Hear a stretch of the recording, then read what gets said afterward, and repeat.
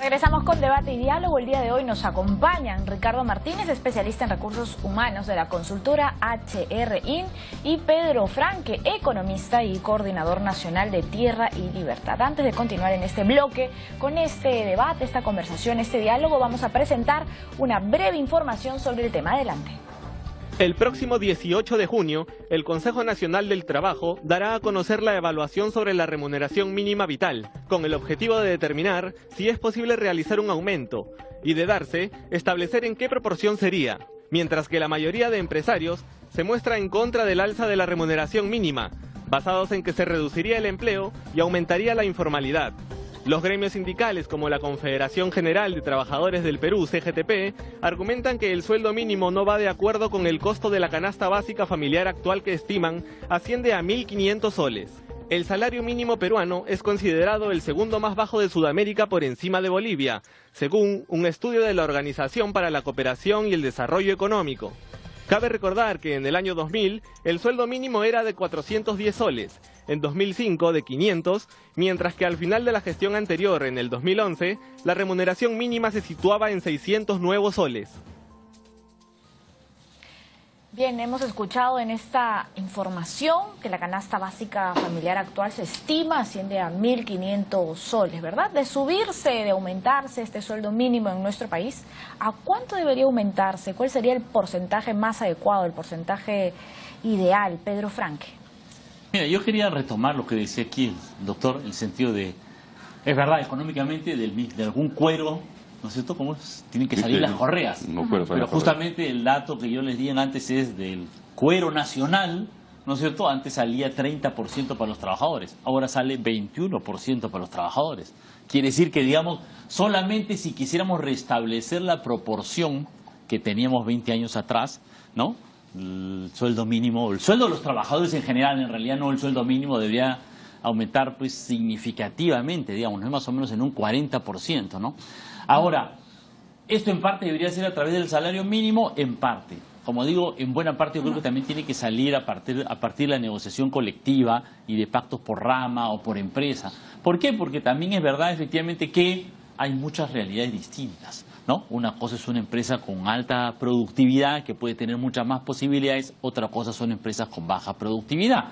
Y también es verdad que hay que enfrentar el tema de la informalidad, lo cual requiere un esfuerzo de promoción del empleo en sectores intensivos en trabajo, como la agricultura, como la industria, como los servicios, como el turismo, ¿no? Entonces yo quiero insistir aquí en que lo que hay que ver es una política un poco más integral, dentro de lo cual el Estado lo que tiene que hacer es promover el empleo, promover un aumento general de salarios, y el salario mínimo es una parte de una política global, dentro de lo cual incluso el tema de nuevos mecanismos de incentivo a la productividad deben jugar, ¿no? Pero yo creo que analizarlo aisladamente se puede, porque como digo, efectivamente los salarios se han achicado, tenemos 34 meses sin ajuste, entonces un cálculo básico es repongamos la inflación y el aumento de productividad. De hecho, me parece que hay un acuerdo del Consejo Nacional de Trabajo de hace varios años que decía, bueno, el reajuste básico económicamente, mira, si ya fijamos un nivel, reajústalo por inflación y por productividad, y eso ahorita debe dar un reajuste por lo menos 10 a 15%, lo mínimo, ¿no? Solamente para, digamos, ponernos al nivel, recuperar lo que había, digamos, en términos relativos hace 34 meses, ¿no? Y en relación Pero yo con creo la que hay que canasta recuperar básica familiar, claro, a eso te permite, eso probablemente soles. va a estar todavía lejos de los 1.500 soles, digamos, ¿no? Yo creo que ahí hay un trecho por recuperar que, como te digo, tiene que ver incluso con un deterioro de los salarios que viene de hace más o menos 20 años, ¿no? En la historia de los salarios en el Perú, lo que hay es una abrupta caída de los salarios reales entre el 80s y 90s, con la hiperinflación de Alan García, ese fenómeno que ya casi no nos acordamos, ¿no? Y de ahí los salarios se quedaron aguantados, como quien dice, ¿no? Si uno ve los gráficos los gráficos estadísticos, ve que los salarios se han quedado rezagados hace mucho tiempo, y entonces deberíamos pensar en recuperar un poquito lo que perdimos en el pasado, ¿no? Entonces, se pueden hacer, como digo, cálculos que yo creo que deberían implicar un aumento mínimo para recuperar la inflación y la productividad que ha habido en los últimos 34 meses, y yo creo que habría que empujarlos un poco más para comenzar a ponernos a tono con lo que tuvimos hace unos 20 años, digamos, ¿no? ¿Qué nos dice Ricardo Martínez? A ver, de los últimos 15 años de esta parte, la clase media en Perú se ha multiplicado por 5. Esa clase, lo que antes era un 15%, por allí de clase media, ahora es casi la mitad del país que está en la clase media. La clase media no percibe el sueldo mínimo vital. Y de hecho en la clase media normalmente trabaja no solamente una persona, trabaja el padre, trabaja la madre. En algunos casos también trabajan hijos o hermanos. Yo creo que la canasta familiar, si ese es el punto, no pasa necesariamente porque el sueldo mínimo la cubra. La canasta familiar es eso, una canasta familiar, una canasta que sostiene a la familia.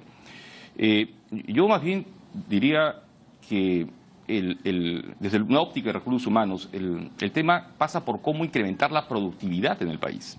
En un esquema de desaceleración, el juego no está en si aumento 8, 7 o 10%, o sea, porque eso es irrelevante absolutamente.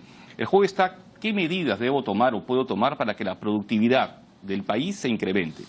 ¿Qué medidas, por ejemplo? ¿Qué medidas propondría? Por ejemplo, si estamos hablando de cómo mejorar el acceso a un mejor sueldo de los trabajadores, hay diversas medidas en recursos humanos. Una de ellas, por ejemplo, es variabilizar los sueldos. Esto es estar dispuesto a pagar una parte del sueldo del trabajador por metas que cumpla. Por ejemplo, si mi meta es este año, que es un año de desaceleración, tener un plan de austeridad y hacer un ahorro determinado, ¿no? Digamos 100.000 soles de ahorro en la compañía. Yo debo estar dispuesto a compartir parte de ese ahorro con los trabajadores. Eso es un incremento directo al salario de las personas, pero que además definitivamente mejora también su posición de consumo. Y está directamente relacionado incremento con eficiencia, incremento con una mejora en la rentabilidad. Las empresas modernas realmente no hacen incrementos a ciegas, no hacen incrementos por antigüedad, como se hacían antes. Hacen incrementos por el cumplimiento de objetivos. Objetivos personales y objetivos corporativos. Del mismo cuero salen las correas, a eso me refería. Entonces, yo creo que esta discusión del Consejo o de los políticos respecto a incrementar el sueldo mínimo es una discusión que está en la nube. No está aterrizada a la realidad. Vamos a dar una medida que afecta al menos del 1% de la población, cuando el otro porcentaje de la población no tiene acceso ni siquiera al sueldo mínimo vital. Te doy un dato. Ya hay regiones enteras en el país donde el ingreso promedio de la región es menor al sueldo mínimo vital. Cajamarca, por ejemplo. Apurímac, por ejemplo. Puno, por ejemplo. Son regiones en las cuales la gente no llega al sueldo mínimo vital. Esas regiones están excluidas del tema del sueldo mínimo vital. ¿Por qué? Porque no llegan a ese ingreso. Es una entelequia hablar del sueldo mínimo vital. Yo creo que enriquecería mucho más la competitividad del país, enfocar todo el esfuerzo de los gremios sindicales, por supuesto, de los empresarios, de los trabajadores no sindicalizados, a ver maneras conjuntas de mejorar la productividad. Allí agregamos valor. Y ahí es donde recursos humanos agrega valor. Bien. Le vamos a preguntar a Pedro Franque si también considera que es una entelequia hablar de la remuneración mínima vital. No, yo creo que hay una forma interesante de ponernos de acuerdo, ¿no? Porque al doctor le parece irrelevante, dice que le parece que no va a tener ningún efecto.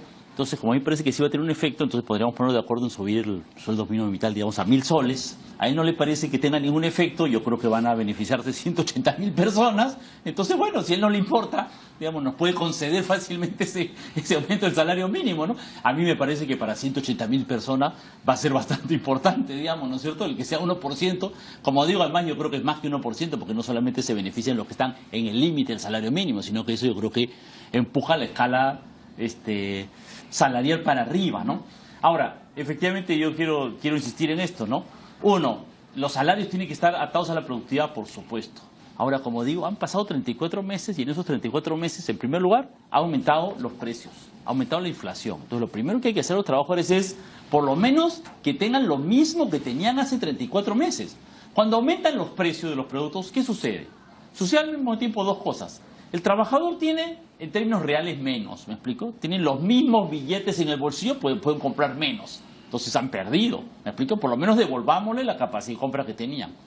Si los precios han subido, para las empresas funciona al revés, ¿no es cierto? Si los precios han subido, ¿qué significa? Que las empresas tienen más ingresos, ¿no es cierto? Porque por sus productos están obteniendo más dinero.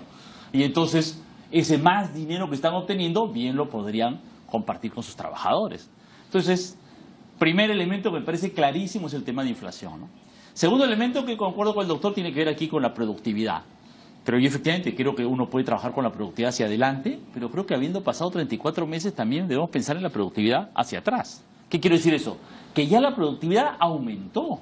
¿Me explico? En estos casi 3 años la productividad ha aumentado. Es un hecho estadístico de la realidad, que podemos calcular el porcentaje en el cual ha aumentado la productividad. La productividad ya aumentó y el salario mínimo no ha aumentado. Entonces, si la productividad ya aumentó, bueno, hagamos que esa productividad que ya aumentó se refleje en los salarios. Y como digo, en los últimos 20 años del mismo cuero salen menos correas para los trabajadores, lo cual quiere decir que la productividad ha aumentado, no solamente en los últimos 3 meses, sino en los últimos 20 años la productividad está aumentando y los trabajadores se han ido quedando atrás. Entonces yo creo que los trabajadores deben recuperar, ¿no? Ahora, yo creo que el salario debe ser una combinación entre un salario, una buena parte de los salarios yo creo que en el mundo son salarios fijos, digamos, ¿no? Si uno ve en el mundo, digamos, ¿no es cierto?, los balances de la Organización Internacional del Trabajo, la mayor parte de salarios son salarios fijos, lo cual no quiere decir que yo creo que debe haber también un salario, plus una cosa por el incentivo. Le puedo contar una cosa aquí al doctor, aquí a la audiencia. Yo estuve en la Gerencia General de Salud durante como 8 meses y una de las cosas que hice mientras era gerente general fue precisamente establecer una bonificación de incentivo a los trabajadores, que establecía más o menos lo que dice el doctor. Es un poco complejo porque en el sector salud establecer la productividad es un poco más difícil, ¿me explico? El producto salud es un producto, digamos, que tiene una serie de ribetes, pero nosotros establecimos un sistema en el cual un trabajador fuera médico, enfermero, trabajador, podía ganar hasta 30% más de su sueldo si es que cumplía todas las metas. Y bueno, si cumplía la mitad de las metas, tenía la mitad y había, no la mitad, pero había una proporción, digamos, ¿no es cierto?, en un sistema de incentivos, ¿no? Y yo creo que el sistema de incentivos es algo que hay que trabajarlo. No es muy sencillo porque hay que establecer bien los indicadores y yo creo que buena parte de la eficiencia en una empresa no es solamente individual, es un tema de equipos de trabajo, de grupos de trabajo. Buena parte depende también de la gerencia, entonces el tema es complejo, pero yo creo que el tema de incentivos es bueno. Pero yo creo que sí se debe combinar, ¿me explico? Y en esa combinación yo digo, mira, si en los últimos 3 años los trabajadores han perdido poder adquisitivo porque los precios han subido, ha habido aumento de la productividad y los salarios se han quedado, ¿no? Además tenemos un acumulado de pérdida previo. Yo creo que lo primero que podemos hacer es, digamos, subir el piso, ¿me explico?, ¿no? Restableciendo un poco las condiciones de justicia que estaban vigentes antes, ¿no es cierto?, establecer una distribución un poco más justa, un poco más equitativa y efectivamente a partir de ahí, ¿no?, también promover, que digo yo, las negociaciones colectivas. Porque seguramente el doctor concordará conmigo en que, bueno, es difícil una norma general del Estado que establezca incentivos, porque los incentivos pues tienen que ser pues sector por sector, rama por rama o empresa por empresa, porque no se puede hacer una cosa general, ¿no? Claro. Pero a partir de ahí puede haber efectivamente aumentos mayores y yo creo que para esos aumentos mayores el que los trabajadores organizan sus sindicatos, se pongan a conversar con la empresa para ver cuáles son las condiciones mejores de trabajo para una colaboración, ¿me explico?, en la cual los trabajadores aporten más a la eficiencia, a la productividad de la empresa y también hay una distribución justa de los ingresos, digamos, ¿no es cierto? La conversación entre empresarios y trabajadores, efectivamente, yo creo que debe tener los dos elementos, ¿no? Uno, la justicia en la distribución y los salarios, y otro, también el aporte de los trabajadores a la productividad, digamos, ¿no? Claro, usted está mencionando este sistema de incentivos, la distribución más justa, ¿no?, maneras conjuntas de aumentar la productividad, pero también de las ramas y los sectores, ¿no? Usted lo ha mencionado. ¿Qué pasaría en este caso con las medianas y las pequeñas empresas en relación con el aumento del salario mínimo vital? ¿Qué opina al respecto Ricardo Martínez? Yo me atrevo a decir que ni en las medianas ni en las grandes empresas se paga sueldos mínimos vitales. Es extremadamente raro que se paguen. Se paga más. Se paga, en las medianas empresas se paga, por supuesto que se paga más. El Sobre sueldo todo en mínimo, Lima, ¿no? Sí, por supuesto, Claro. que concentra el casi 50% de las empresas del país. Así es. 46 punto y tanto por ciento, es correcto. A lo que decías, Pedro, la productividad, si la vemos de manera desagregada, en las empresas, microempresas y pequeñas empresas, que son el 99% y un poco más de las empresas del país, no se ha incrementado la productividad. Estas empresas, que son esa inmensa mayoría, solamente aportan alrededor del 19% del PIB. La productividad puede haber mejorado en las grandes empresas, que no tienen como referencia para efectos de pagar a sus trabajadores el sueldo mínimo. Yo en lo particular, en las empresas donde he estado, grandes, no hay ningún trabajador que gane sueldo mínimo vital.